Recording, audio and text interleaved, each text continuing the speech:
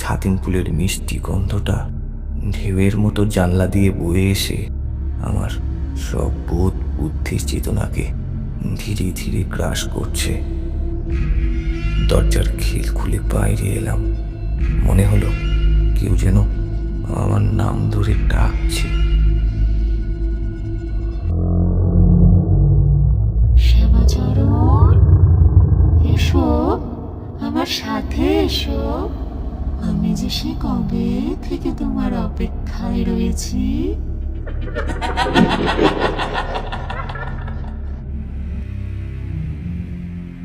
The mystic বং ক্লাসিক্সে আজকে শুনছেন ছায়াপথ ও সেই পুরনো দিঘি।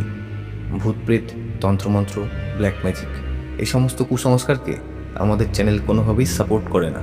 গল্পের প্লট বা আবহ তৈরির জন্যই লেখক এগুলির ব্যবহার করে থাকেন। এগুলিকে বিনোদনের অংশ হিসাবে ধরে নেওয়াই ভালো। হেমন্তের শুরু। হিম হিম ভাবটা ইতিমধ্যেই বেশ জাঁকিয়ে পড়েছে। প্রায় মাস তিনেক হলো এখানে এসেছি, একটা মাইনর স্কুলের মাস্টারির চাকরি নিয়ে। বাড়ির চরম নিষেধ, একরকম অগ্রাহ্য করেই এখানে আসা। বাবা বলেছিলেন, শহরের সুখ সুবিধায় তুমি ছোট থেকে বড় হয়েছ। লোকের ভিড় আর গাড়ির কোলাহলের মাঝে তোমার এতদিন জীবন কেটেছে। সেখানে লোকবসতিহীন একটা এঁদো গায়ে তুমি থাকতে পারবে না। 1 বছর হলো জোড়াসাঁকো স্কুলের চাকরিটা ছেড়ে বসে আছি। কলকাতার এমন কোনো মার্চেন্ট অফিস বা স্কুল নেই যেখানে কাজের জন্য হন্যে হয়ে ঘুরিনি, কিন্তু সকলেরই সেই এক বক্তব্য, এখন কর্মখালি নেই। এরই মাঝে একদিন আমার কলেজের বন্ধু অবিনাশ ফোন করে। আমি শুনেছি হে তোমার দুরবস্থার কথা। পশ্চিম দিনাজপুরের নারায়ণগঞ্জ এলাকায় আমার বাবার ছোট্ট একটা তাল্লুক রয়েছে। সেখানকার মাইনর স্কুলে একজন শিক্ষক অতি সত্বর প্রয়োজন। বলে কি, 1 বছর ধরে হন্যে হয়ে যে কাজ খুঁজেছি সে এমন অযাচিতভাবেই আমার কাছে এসেছে। তবু বন্ধুর কাছে চাকরির সুপারিশ করব? নিজের মনের ভাব চেপে রেখে একটু উদাসীনভাবেই বললাম, আমাকে একটু সময় দাও, আমি কাল তোমাকে জানাচ্ছি। আবার কাল কেন? আমি এক্ষুনি বাবাকে চিঠি লিখে তোমার অ্যাপয়েন্টমেন্ট লেটার আনিয়ে দিচ্ছি। তোমার সঙ্গে পরিচয় তো আমার আজ থেকে নয়। তোমার নারী নক্ষত্র সবই আমার জানা। মাসিক নগদ 2 টাকা মাইনে, সঙ্গে থাকার ব্যবস্থা রয়েছে। তুমি তাড়াতাড়ি সেখানে যাওয়ার জন্য প্রস্তুত হও। তোমার থেকে যোগ্য লোক আমরা আর পাবো না। ফোন আসার 1 সপ্তাহের মধ্যেই আমি জিনিসপত্র সব গুছিয়ে নিয়ে একদিন বাসে চেপে সেখানকার উদ্দেশ্যে রওনা হলাম। লোকজনবিহীন একটা ফাঁকা জায়গায় এসে বাসটা থামল। যতদূর চোখ যায় শুধুই ফাঁকা প্রান্তর। রাস্তার দুপাশে কিছু মটর গাছের ক্ষেত, আর বাকিটা সর্ষের বিস্তৃত হলুদ পটভূমি। মাইলের পর মাইল দিগন্ত রেখা জুড়ে কেউ যেন হলুদ রঙে রাঙিয়ে দিয়ে গেছে। শীতের সন্ধে নামতে শুরু হয়েছে। কোথাও কোথাও কুয়াশা গাঢ় হয়ে জমাট বেঁধে উঠেছে। একরা স্নিগ্ধ শীতল বাতাস এসে চোখে মুখে ঝাপটা মেরে গেল। কেমন জানি মনে হচ্ছিল যে জীবন আমি শুরু করতে চলেছি তা বড় নির্জন হবে। এই শীতের সন্ধে যেমন নির্জন, যেমন নির্জন এই উদাস প্রান্তর, ঠিক তেমন। একজন বৃদ্ধ এদিক ওদিক কি যেন খুঁজতে খুঁজতে হাসি হাসি মুখে আমার সামনে এসে হাজির হলো। আপনি শ্যামাচরণ বাবু? হ্যাঁ। আগে বাবু, এই অধমের নাম হরিপদ। অবিনাশ বাবু আমাকে আপনার সমস্ত দেখরেখের দায়িত্ব দিয়েছেন। আপনি তো এই জায়গায় নতুন। এই কনকনে শীতে গাঁয়ের লোকজন তেমন একটা রাস্তায় বেরোই না। নতুন এলাকায় পাশে আপনার পথ চিনে আসতে কষ্ট হবে, তাই আপনাকে নিতে এলো। গরুর গাড়িতে প্রায় সারা রাত ধরে 7-8 ক্রোশ চললাম। জানতাম না যেখানে এত ভয়ানক শীত। যেতে যেতে এলাকার প্রকৃতি ও প্রাকৃতিক দৃশ্য বদলাতে লাগলো। বস্তি বা লোকালয় তেমন একটা চোখে পড়ে না, শুধু ছোট বড় বন, কোথাও ঘন কোথাও পাতলা, মাঝে মাঝে মুক্ত প্রান্তর। সেখানে কুয়াশা জমে গাঢ় হয়ে এক মায়াবী আবরণ তৈরি করেছে। শুক্লা পঞ্চমীর চাঁদের চুঁইয়ে আসা আলোয় আমরা 3 জন প্রাণী মিলে দুপাশের জঙ্গলের বুক চিরে এগোতে লাগলাম কোনো এক অজানা গন্তব্যের দিকে। একটা বিশাল দিঘির সামনে এসে গাড়িটা দাঁড়িয়ে পড়ল।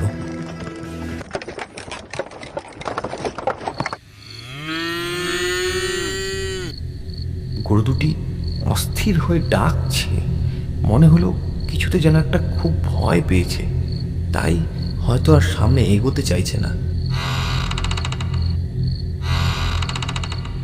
একটা মর্মর শব্দে আমার ক্ষণিকে চকিত ভাঙল। কি আশ্চর্য, দেখলাম দিঘির পাশের বাঁশবনটা ভীষণভাবে দুলছে, অথচ আশেপাশের গাছগুলি দিব্যি স্থির, একটা পাতাও নড়ছে না। হরিপদ আর গাড়ি চালকের মুখেও কেমন একটা ভয়ের ছাপ। এসব এসব কি হচ্ছে হরিপদ? আমাকে একটু স্পষ্ট করে বলবেন? রাম রাম রাম রাম রাম রাম। হে দয়ানিধান, রক্ষে করো আমাদের। আমার প্রশ্নের কোনো উত্তর না দিয়েই কি যেন একটা বিড়বিড় করে বলতে থাকলো। কিছুক্ষণের মধ্যেই পরিস্থিতি স্বাভাবিক হয়ে এলে গাড়ি আবার চলতে শুরু করলো। আমরা যখন গন্তব্যস্থলে পৌঁছলাম তখন বেলা প্রায় 8টা। আসুন আসুন বাবু, এই হলো গিয়ে আমাদের ভদ্রাসন। দেখলাম একটা পরিত্যক্ত কুঠির এক পাশটা পরিষ্কার করে আমার আর হরিপদর থাকার ব্যবস্থা করা হয়েছে। বাকিটা জরাজীর্ণ, বাদুর আর চামচিকের আস্তানা। দেয়ালের ফাটলের মাঝে মাঝে কিছু কিছু জায়গায় বট আর অশ্বত্থের চারা গজিয়ে উঠেছে। স্নান সেরে আলু সিদ্ধ দিয়ে গরম গরম মোটা চালের ফেনা ভাত চরম তৃপ্তি সহকারে খেয়ে স্কুলের উদ্দেশ্যে রওনা হলাম। কিছু না হলেও অন্তত জয়েন করাটা দরকার। আরে আসুন আসুন, কি সৌভাগ্য আমাদের। নমস্কার, আমি তপন চ্যাটুর্জি, এই স্কুলের হেডমাস্টার মশাই। আপনার মতো গুণী মানুষ যে স্কুলে এসেছে তা আমাদের কাছে পরম পাওয়া। আজ থেকে স্কুলের উন্নতির সমস্ত দায়িত্ব কিন্তু আপনার। একজন প্রবীণ ব্যক্তির কাছে নিজের এত প্রশংসা শুনে তার প্রতি সম্মানে ও লজ্জায় আমার মাথা নত হয়ে এলো। বললাম, ছি ছি, এরম করে বলছেন কেন? আমার যথাসাধ্য আমি চেষ্টা করব। বেশ বেশ, তাহলেই হবে। ওসব কথা এখন বরং থাক, চলুন স্কুলটা ঘুরে আসি। খড়ের ছাউনি দেওয়া 3টে মাঝারি ধরনের ঘর, একটি হেডমাস্টার মশাইয়ের আর বাকি 2টি ক্লাসরুম। লাল মাটির দেওয়ালগুলিতে মাঝে মাঝে নানান সব পটচিত্র আঁকা রয়েছে, কোথাও কোথাও আবার পণ্য ছড়া ইত্যাদিও রয়েছে। গাঁয়ের এমন একটা স্কুলে শিল্প শিক্ষার যে হেন পরিচয় পাব তা স্বপ্নেও ভাবিনি। এ পর্যন্ত বেশ ভালো চলছিল। সকালে স্কুল, সন্ধেবেলায় দাওয়ায় বসে হ্যারিকেনের আলোয় বই পড়া, তারপর রাত্রেবেলায় খেয়ে দিয়ে শান্তির ঘুম। কিন্তু গণ্ডগোলটা ঘটল ঠিক এর পর থেকে। সেদিন স্কুলের কাজ শেষ হতে হতে একটু দেরি হয়ে গিয়েছিল। গ্রামটি মনোরম হলেও বড্ড বেশি নির্জন। বিকেলের আলো নিভে আসার সাথে সাথেই চারিদিক যেন এক অদ্ভুত নিস্তব্ধতায় ডুবে যায়। একটু তাড়াতাড়ি বাড়ি পৌঁছবার জন্য সেই বাঁশবাগানের রাস্তাটা নিয়েছিলাম। এ পথে স্কুল ও বাড়ির দূরত্ব অনেকটাই কম, কিন্তু ভাবিনি যে সেদিনের পর থেকে আমার জীবনটা এমনভাবে পাল্টে যাবে। শীতের সন্ধে ইতিমধ্যেই জট পাকিয়ে অন্ধকার গাঢ় হয়ে উঠতে শুরু করেছে। পাঁচছাড়ের ওপার থেকে একটা মরা হলুদ চাঁদ মাঝে মাঝে আমার দিকে উঁকি মারছে। হাঁটতে হাঁটতে স্পষ্ট শুনলাম কেউ যেন আমার থেকে কিছুটা দূরে শুকনো পাতার উপর দিয়ে খুব সাবধানে পা টিপে টিপে হাঁটছে। পেছনে তাকিয়ে দেখি কেউ নেই। মনে হলো একটা আবছা অবয়ব পাশের ছোপে মিলিয়ে গেল। হঠাৎই একটা ঠান্ডা কনকনে হিমেল বাতাস বইতে শুরু করেছে। দিঘিপাড়ের পচা জলের বোটকা গন্ধ এসে নাকে ঝাপটা মারল। সাথেই সাথেই আর একটা গন্ধও রয়েছে, একটা তীব্র মিষ্টি গন্ধ। এই গন্ধ আমার আমার চেনা, ছাতিম ফুলের গন্ধ। কিন্তু এই এলাকার গোটা চত্বরে একটাও ছাতিম গাছ আমি আগে লক্ষ্য করিনি। আমার যুক্তি বুদ্ধি সব সেই গহীন অন্ধকারে তলিয়ে যেতে লাগলো। ছাতিম ফুলের মিষ্টি গন্ধটা আরও তীব্র হয়ে উঠতে শুরু করেছে। কিছু একটা অলৌকিক উপস্থিতির ভয়ে আমি আঁতকে উঠলাম, আর পেছন ফিরে তাকাইনি। এক দৌড়ে ঝোপঝাড় সব উপেক্ষা করে কোনো মতে বাড়ি ফিরেছিলাম।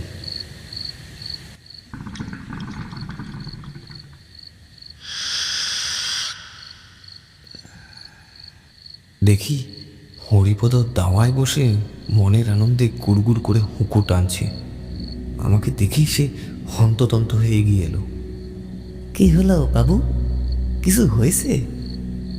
কই না তো, সেরম কিছু না। বললেই হবে, মাথা চুল এলোমেলো, ভয়ে চোখ মুখ পুরো লাল হয়ে রয়েছে। সর্বনাশ, আপনি আপনি পোড়া দহের বাসবন হয়ে ফিরলেন নাকি? আমি আমি কিছু বললাম না, কেমন ভেবা চেকা খেয়ে তার দিকে তাকিয়ে রইলাম।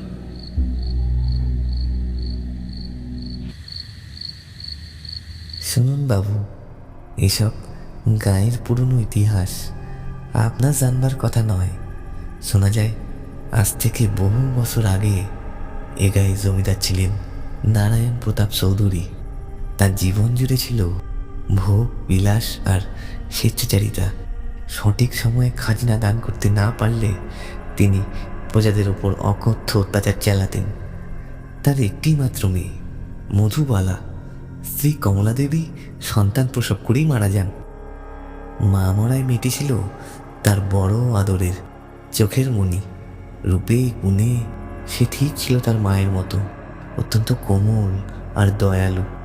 এ গায়েরই এক বণিকের ছেলে গোপীনাথের সঙ্গে তার সম্পর্ক গড়ে ওঠে। ক্রমে এ কথা নারায়ণ প্রতাপের কান অবধি পৌঁছলে তিনি গোপনে লেঠেল পাঠিয়ে গোপীনাথকে অত্যন্ত নির্মমভাবে হত্যা করেন।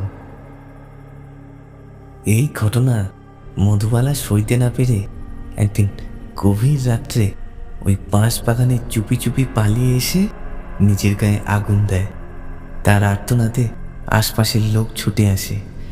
গায়ের জ্বালা সইতে না পেরে সে ওই পাশের দিঘিতে গিয়ে ঝাঁপ দেয়, কিন্তু হায়, ততক্ষণে সব শেষ। তারপর থেকেই নাকি গ্রামবাসীরা প্রায় রাত্রিবেলায় এক মহিলার অবয়বকে ওই বাঁশ বনে দাঁড়িয়ে থাকতে দেখেছে, যেন কারো জন্য অপেক্ষায় রয়েছে। কেউ যদি তার ডাক শুনতে পায় তার নাকি আর রক্ষে থাকে না। সেদিন রাত্রে আর ঠিকঠাক ঘুম আসলো না। বারবার কেবলই সেই মেয়েটির মুখ চোখের সামনে ভেসে উঠছিল। দেখলাম ভয়ের থেকে বেশি মেয়েটির প্রতি কেমন যেন একটা সহানুভূতি জন্মেছে। এই ঘটনার দিন তিনেক পরের কথা। শুক্লাপক্ষের চতুর্দশী, চারিদিক জ্যোৎস্নায় ফটফট করছে।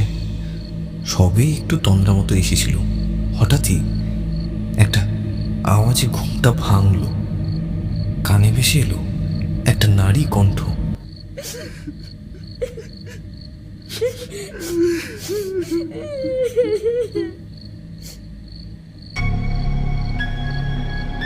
বিছানা ছেড়ে জানলার কাছে এলাম। কুঠির পেছনের জঙ্গলটা জ্যোৎস্নায় এক অপরূপ মায়াবী রূপ ধারণ করেছে। অদূরেই সেই দিঘির জলটা চাঁদের আলোয় চিকচিক করছে। এলোমেলো বাতাস বয়ে এসে সেই জলে ঢেউ খেলিয়ে দিয়ে যাচ্ছে, ঠিক যেন তরল রূপো। ছাতিম ফুলের মিষ্টি গন্ধটা ঢেউয়ের মতো জানলা দিয়ে বয়ে এসে আমার সব বোধ বুদ্ধির চেতনাকে ধীরে ধীরে গ্রাস করছে। দরজার খিল খুলে বাইরে এলাম। মনে হলো কেউ যেন আমার নাম ধরে ডাকছে। শ্যামাচরণ, এসো, আমার সাথে এসো। আমি যে সে কবে থেকে তোমার অপেক্ষায় রয়েছি।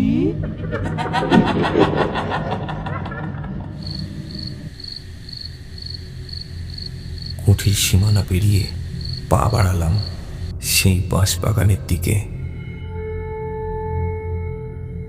প্রকৃতি আজ বড়ই সুন্দর, কিন্তু সেই সৌন্দর্যের আড়ালে আসলে লুকিয়ে আছে এক আদিম নিষ্ঠুরতা, যেন সে তার সম্পূর্ণ সৃষ্টিকে পুনরায় নিজের মধ্যে সমাহিত করতে চায়। হঠাৎই ঝিঝি পোকার ডাক বন্ধ হয়ে গেল। এক অসহ্য নীরবতা গ্রাস করল সমস্ত বিশ্ব চরাচর।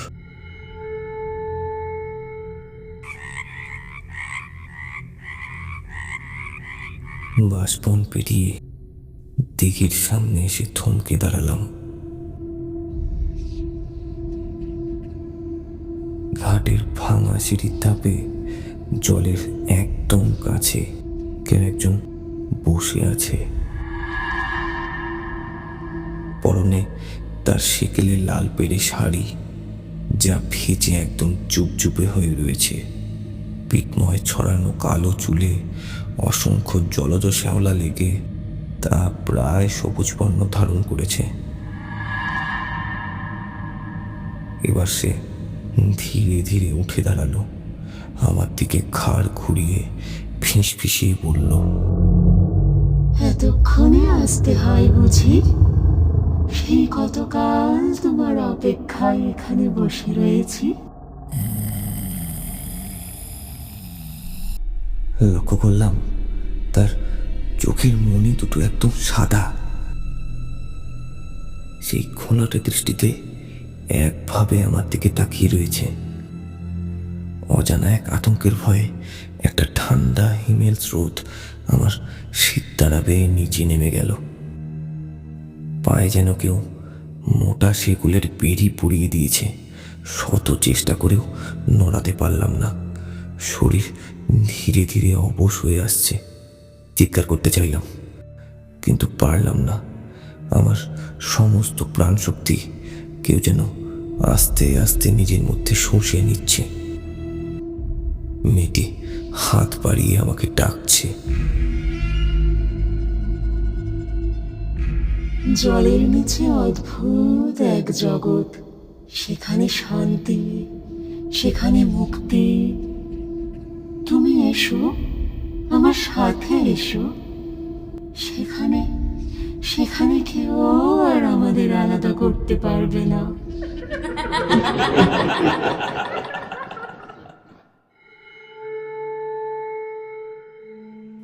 এক পা দু পা করে জলের দিকে এগোতে লাগলাম। এক অমোঘ সম্মোহন আমায় গ্রাস করেছে। সেই ডাক ফেরাবার ক্ষমতা আমার আর নেই। প্রায় কোমর সমান জলে দাঁড়িয়ে আছি। ঠিক তখনই একটা শব্দে আমার ঘোর কাটল।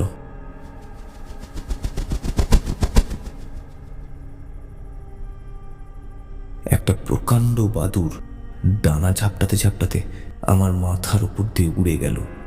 চারিদিকে নিস্তব্ধতা খান খান হয়ে ভেঙে যেতে লাগলো।